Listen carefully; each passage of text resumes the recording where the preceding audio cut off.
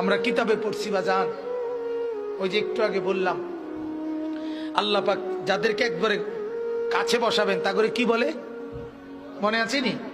নবীজি বলছে আনা মিনাল মুকাররাবিন।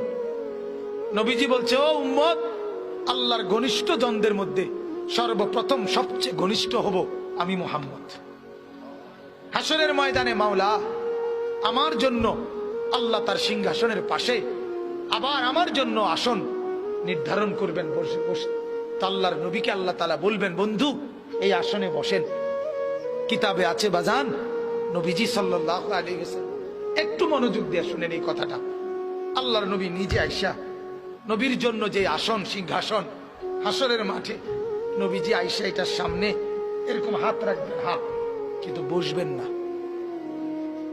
আল্লাহ তাআলা বলবেন বন্ধু এই আসন তো আপনার জন্য, বন্ধু বসেন না, আপনি বসবেন না।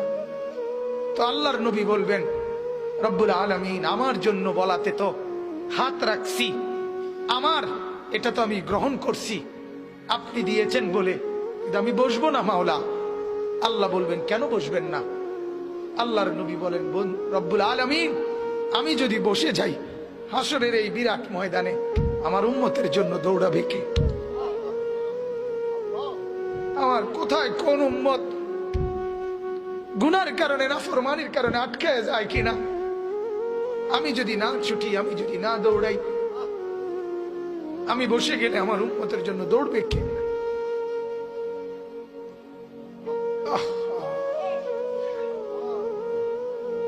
না বাপ, চিনা দরকার ছিল যাকে, চিনলেন না তাকে।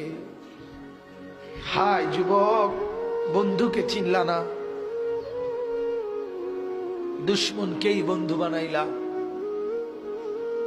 দুশ্মনকেই বন্ধু বানাইলা। আপন বন্ধু যিনি তাকে চিনলা না, দুশ্মনকেই গ্রহণ করলা। চেহারায়, সুরতে, চলনে বলনে, আচারে উচ্চারণে বেঈমান যেভাবে সাজায় দেয় তুমি তাকেই গ্রহণ করলা যে তোমার বন্ধু। কি কথা এটা নবী কেমনে বললেন? আরে আরো শুনেন মিয়া, হাদিসে আছে আল্লাহ তাআলা জিবরাইল ফেরেশতাদেরকে পাঠাবেন আমার বন্ধুকে কবর থেকে প্রথম হাসরের ময়দানের জন্য তোলো। তখন জিবরাইল আলাইহিস সালাম, মিকাইল, ইসরাফিল, আজরাইল, চার ফেরেশতা মদিনার রওজায় নবীর কবরের সামনে আসবে। আর ফেরেশতারা একজন আরেকজনকে বলবে তুমি ডাকো নবীকে। সবাই বলবে না, শেষ পর্যন্ত বলবে জিবরাইল তোমার সাথে নবীর মহব্বত বেশি, তুমি বেশি আসছিলা গেছিলা দুনিয়াতে, তুমি ডাক দাও, আমরা সাহসে কুলায় না।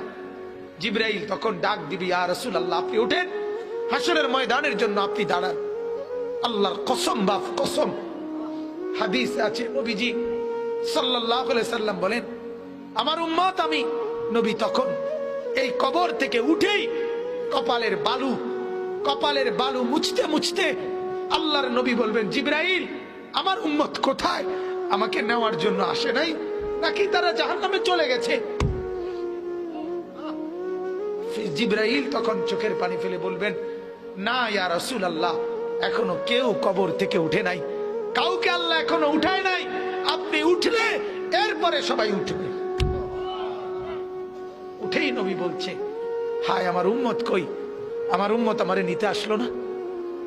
ওই যে এয়ারপোর্টে আমরা মাদ্রাসায় দেখি এই ভুক্তভোগী আমরা মাদ্রাসার ছোট ছোট ছেলে পড়ে যে আমার মাদ্রাসা, প্রায় মায়েরা বাচ্চাদের মা ছুটি নিতে আসে,